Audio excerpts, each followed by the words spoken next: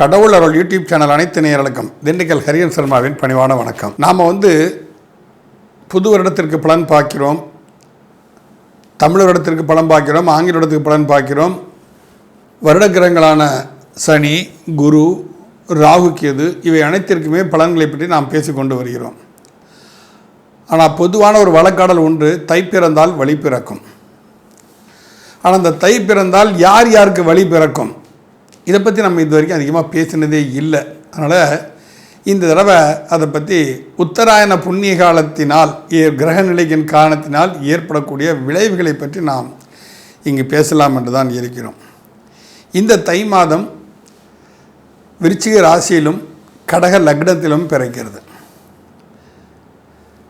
லக்ன ஏரி நட்சத்திரம், சந்திரன் ஏரி நட்சத்திரம் இரண்டுமே சனியின் நட்சத்திரமாக இருப்பதுங்கிறது ஒரு அற்புதமான ஒரு விஷயம் என்று கூட நாம் எடுத்துக்கொள்ளலாம். காரணம் என்னன்னு சொன்னால், சனி பகவான் இந்த வருஷம் பெர்த் யோகியாக இருக்கார். இந்த தை மாதம் பிறக்க நேரத்தில் கண்டம் நாம யுகம், அதில் சனி பகவான் பெர்த் யோகியாக இருக்கிறார். சந்திரன் அவயோகியாக இருக்கிறார். அந்த சந்திரன் அவயோகியாகி நீசமடைந்திருப்பது பொதுவாக ஒரு நல்ல விஷயம் என்று தான் நாம் எடுத்துக்கொள்ள வேண்டும். இந்த வருடம் தை மாத பிறப்பு என்பது பொதுவாகவே உத்தராயண புண்ணிய காலம் என்பது மிகவும் மகத்துவமிக்க காலம். ஏன்னு கேட்டால், தட்சிணாயன புண்ணிய காலத்தில் முடியக்கூடிய நேரத்தில் இறைவன் மக்கள் தொகை, பூமியின் பாரத்தை குறைப்பான்.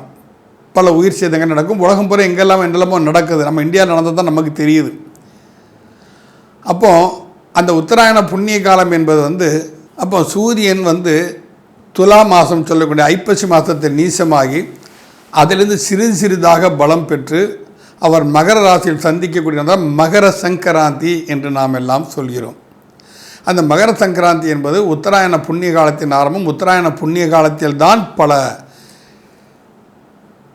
மேன்மையான தன்மைகள் எல்லாம் நடக்கின்றன. அந்த உத்தராயண புண்ணிய காலத்தில் தான் பீஷ்மர் கூட தன் உயிரை மாய்த்துக் கொள்வதற்காக காத்து கொண்டிருந்தார். உத்தராயண புண்ணிய காலத்தில் யார் ஒருவருக்கு மரணம் நிகழ்கிறதோ அவர் உண்மையிலே சற்று புண்ணியவான்கள் என்றெல்லாம் கூறப்படுகிறது. அயன தர்ப்பணம் பண்ணும்போதும் அப்படி தான். தட்சிணாயன உத்தராயணம் பிறந்த பிறகு தர்ப்பணம் பண்ணணும்னு சொல்லுவோம். அந்த வகையில் பார்க்கும்போது 15ஆம் தேதி 15/1/2026 அன்றைக்கி காலையில் தர்ப்பணங்கள்லாம் பண்ணணும் எல்லாருமே. இப்படி இந்த உத்தராயண புண்ணிய காலம் பிறக்கக்கூடிய காலகட்டத்தில் சிம்மத்தில் கேது, விருச்சிகத்தில் சந்திரன், தனுசில் புதன், செவ்வாய், மாந்தி, மகரத்தில் சூரியன், சுக்கிரன், கும்பத்தில் ராகு, மீனத்தை சனி, மிதுனத்தில் குரு, இந்த தன்மையில் இந்த உத்தராயண புண்ணிய காலம் பிறக்கிறது. இந்த நிலையில் 12 ராசிகளுக்கும் என்ன என்ன நிகழ்வுகள் நடப்பதற்குண்டான சந்தர்ப்பங்கள் இருக்கின்றன என்பதை நாம் வரக்கூடிய பதிவுகளில் பார்ப்போம். கும்பராசி நேயர்களே, இந்த மகர சங்கராந்தி என்று சொல்லக்கூடிய கும்பராசி நேயர்களே, இந்த மகர சங்கராந்தி என்று சொல்லக்கூடிய உத்தராயண புண்ணிய காலத்தில் இருக்க கிரகச்சாரங்களின் ரீதியாக உங்கள் ராசிக்கு எப்படி இருக்கும் அப்படின்னு நம்ம பார்க்கும்போது, ராசியிலே ராகு, 7லே கேது. ராசியிலே ராகு, 7லே கேது என்று சொல்லப்போனால், 7ஆம் இடத்தில் கேது இருந்தாலே குடும்பத்தில் பிரச்சனைகள் கண்டிப்பாக உண்டு. இல்லறத்தாருடன் கணவனாக இருந்தால் மனைவியிடமும், மனைவியாக இருந்தால் கணவனிடம் ஒரு பிரச்சனை, தேவையில்லாத வாக்குவாதங்கள், இதனால் குடும்பத்தில் பிரிவு ஏற்படுதல், அப்புறம் என்ன சொல்லுவாங்க, அது கோர்ட்டு கச்சேரி அப்படிங்கிற தன்மைகள்லாம் நிறைய வரும். இந்த மகர சங்கராந்தி யோக பலனை பார்க்கும் பொழுது, இந்த வருடம் கும்பராசியில் யார் பிறந்திருந்தாலும், இல்லை கும்பராசிக்காரர்கள் யாராவது திருமணத்திற்காக பார்த்து கொண்டிருந்தாலும், அவர்கள் என்ன சொன்னால், போலீஸில் வேலை செய்கிறவங்க, கோர்ட்டில் வேலை செய்கிறவங்க, ஹாஸ்பிட்டலில் வேலை செய்கிறவங்க, இந்த மாதிரி ஆட்களை பார்த்து திருமணம் வாழ்க்கை துணையை தேர்ந்தெடுத்துக் கொள்வது அதீத நற்பலங்கள் கண்டிப்பாக கிடைக்கும். ஏன்னா அவங்க வெளியில் பிரச்சனை சந்தித்தாங்கன்னா குடும்பத்தை பிரச்சனை இருக்காது. எப்படியா ஒரு இளம் பிரச்சனையை சந்திக்கணும். ஆப்போசிஷன் பார்ட்டி கணவனாக இருந்தால் மனைவி, மனைவியாக இருந்தால் கணவன், கும்பராசிக்காரர்கள் இப்படியா ஒரு பிரச்சனையை சந்திக்கணும். அந்த பிரச்சனையை சந்தித்தா தான் அவங்களுக்கு அது குடும்பம் சுபீட்சமாக இருக்கும். அது 7ஆம் இடத்தில் இருக்கக்கூடிய கேதுவின் தன்மை. பொதுவாகவே எல்லா ஜாதகங்களையும் யாருக்கெல்லாம் 7ஆம் இடத்தை கேது இருக்கோ, எந்த ராசியாக இருந்தாலும் சரி கேது இருக்கோ, அவங்களுக்கெல்லாம் நான் சொல்லக்கூடிய பரிகாரங்கள் எதுனால் இது 100% கண்டிப்பாக ஒத்து வருகிறது. குடும்பத்தில் பிரிவினை ஏற்படாமல் அது பார்த்து கொள்ள உதவும். அப்போ அதே சமயத்தில் உங்கள் ராசியாதிபதி ராசிக்கு 2ல் வேறு சஞ்சரிச்சுட்டு இருக்கிறார். அப்போ என்ன அப்படின்னு சொன்னால், வார்த்தைகள், நீங்கள் பேசக்கூடிய வார்த்தைகள் இருக்கு இல்லையா, அதில் கொஞ்சம் கவனம் தேவை. வாக்கில் சனிம்பாங்க, நாக்கில் சனி. என்னடா நாக்கில் சனியா, எப்போ பார்த்தாலும் அஸ்து பாடிட்டே இருக்கியே அப்படிம்பாங்க. இப்போ அந்த மாதிரி தன்மை கண்டிப்பாக உங்களுக்கு உண்டு. ஆனால் இந்த மகர சங்கராந்தி ஆகிய உத்தராயண புண்ணிய கால தை மாத பிறப்பன்று குருவுடைய பார்வை உங்களுக்கு ராசிக்கு இருப்பதால் இவை அனைத்தும் சற்று கட்டுக்குள் இருக்கும். அதற்குண்டான முயற்சியில் நீங்கள் இறங்கும் பட்சத்தில் தானாக சரியாயிரும் நினச்சிடக்கூடாது, எல்லாமே சரியாக போய் நினச்சிடக்கூடாது. நீங்கள் கொஞ்சம் முயற்சி பண்ணினால் நல்லது நடக்கணும். நம்ம குடும்பத்தை பிரச்சனை பண்ணக்கூடாது, நம்ம இல்லத்தில் நம்மளை நம்பி இருக்கிறவங்க கூட நம்ம வாக்குவாதத்தை ஈடுபடக்கூடாது. இதையெல்லாம் நினச்சி சிந்தித்து செயலாற்றினால் இந்த தன்மை உங்களுக்கு கண்டிப்பாக ஒரு சாதகமாக அமைய சூழ்நிலையிலையும் உண்டு, இல்லாமலெல்லாம் இல்லை. ஆக ஜென்மத்தில் ராகு இருக்கிறான் அப்படின்னு சொன்னால் இந்த ராகு ஒரு தேவையற்ற பழக்க வழக்கங்களை உங்களுக்கு ஏற்படுத்திவிடும்.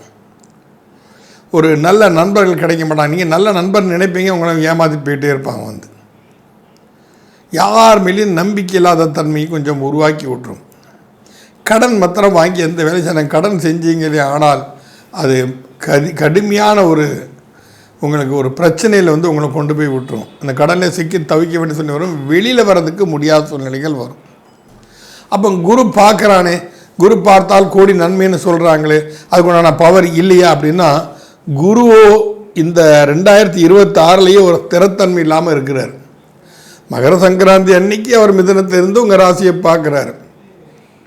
ஜூன் மாதம் கடகத்துக்கு வருவார், அக்டோபர் மாதம் சிம்மத்துக்கு போவார், அடுத்த ஜனவரி மாதம் மறுபடியும் கடகத்துக்கு வருவார். இப்படி அவரே லெஃப்ட் ரைட் வாங்கிட்டு இருக்கிற ஒரு ஸ்திரத்தன்மை இல்லாமல், அப்போ சிந்திக்கும் ஆற்றல் அனைவருக்குமே குறையத்தானே செய்யும். நாம் அதையெல்லாம் இங்கே பார்க்க வேண்டும் அல்லவா? அதே சமயத்தில் உங்கள் ராசிக்கு 7ஆம் அதிபதி என்று சொல்லக்கூடிய சூரியன் 12ஆம் வீட்டில் மறைஞ்சு போய் உட்கார்ந்துருக்கிறார்.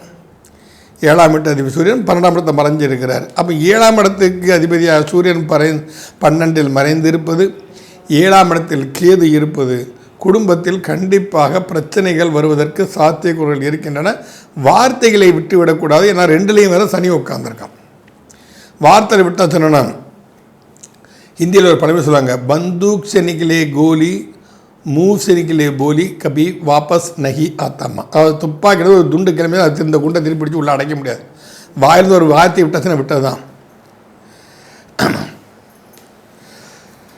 அதுக்கு திருக்குறள் கூட ஒரு அருமையான குறள் இருக்குது. தீயினால் சுட்ட புண் உள்ளாருமே ஆறாது, நாவினால் சுட்டவடுன்னு சொல்லி ஒரு பழமொழி இருக்குது. தீயில் ஒரு காயம் பிடிச்சி அதை மருந்து போட்டு தடவிடலாம். ஆனால் ஒருத்தர் பேசிட்டானே, நம்மளை பேசிட்டானேன்னு காலம் பூரா நினச்சிக்கிட்டு இருக்க வேண்டி வரும். இந்த மாதிரி தன்மைகளெல்லாம் உங்களுக்கு வர்றதுக்கு சாத்தியக்கூட நிறைய இருக்கின்றன. பொறுமையை கடைப்பிடிப்பது நல்லது. உங்கள் ராசியாதிபதியே சனியாக இருப்பதால் நீங்கள் என்ன செய்யணும் அப்படின்னு சொன்னால், சனிக்கிழமை தோறும் காலையில் 6 to 7 சனி உரையில் நல்லெண்ணெய் தீபம் ஏற்றுங்க. சனி பகவான் சன்னதியில் போய் நல்லெண்ணெய் தீபம் ஏற்றி விட்டு, ஒரு விளக்குலேருந்து இன்னொரு விளக்கு ஏற்றாதீங்க. நீங்களே தீப்பெட்டி கொண்டு போங்க, நீங்களே நல்லெண்ணெய் கொண்டு போங்க, நீங்களே விளக்கு கொண்டு போங்க, நீங்களே திரியை கொண்டு போங்க. எல்லாம் செய்யுங்க, தப்பு கிடையாது. கொண்டு ஏற்றிட்டு ஹனுமான் சாலிசாவை படிங்க. ஹனுமான் சாலிசா படிச்சிங்கன்னா இந்த சனி பகவானின் தன்மை உங்களுக்கு குறைந்து உங்களை கர்ம நெறியில் செல்வதற்காக, தர்ம நெறியில் செல்வதற்காக சனி பகவான் முழுமையான துணை புரிவார். அதன் மூலம் நீங்கள் பல வெற்றிகளை சாதிக்கலாம். நேர்மையும் தர்மமும் யார் செல்கிறார்களோ அவர்களை பாதுகாப்பது தான் சனியோடைய வேலை. அது செய்யாதனால அவங்கள தண்டிக்கிறார். எந்த இடத்துக்கு போகாதுன்னு கேட்க மாட்டாங்க. ஆக கண்டிப்பாக நீங்கள் அந்த சனி பகவானின் வழிபாடு பண்ணுங்கள். செவ்வாய்க்கிழமை சனி பகவானுக்கு நல்லெண்ணெய் காப்பு சாற்றி அன்று சஷ்டி கவசம் படியுங்கள். இவை அனைத்துமே உங்களுக்கு அற்புத நற்பலன்களை கண்டிப்பாக கொடுக்கும். மீண்டும் மீனராசி சந்திப்போம். நன்றி, வணக்கம். கடவுள் அருள் டிவியை பார்த்தமைக்கு நன்றிகள். மேலும் இது போன்ற தகவல்களை தெரிந்து கொள்ள கடவுள் அருள் டிவியை சப்ஸ்கிரைப் செய்யுங்கள். மறக்காமல் பெல் ஐக்கானை கிளிக் செய்யுங்கள்.